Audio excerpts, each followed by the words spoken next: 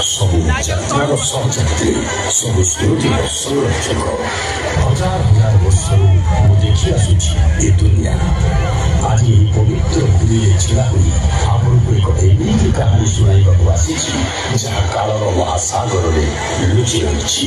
ए कहानी हेउछि बालीजात्रार। एही भूमिको आपण ओडिशा नामरे जानिछन्ति, किन्तु मो ପାଇଁ ଏହା कलिंग। ସେହି कलिंग ଯିଏ କେବେ ଏହି ଉପମହାଦ୍ୱୀପର ଗୌରବ ଥିଲା। समुद्रर राजा साहसी यात्री अन्वेषणकारी आउ व्यवसायिक घर थिला। कहुए गोटे समय थिला जेतेबेले कलिंगर सामुद्रिक व्यवसायी साधु माने निजर विशाल नौकार बसी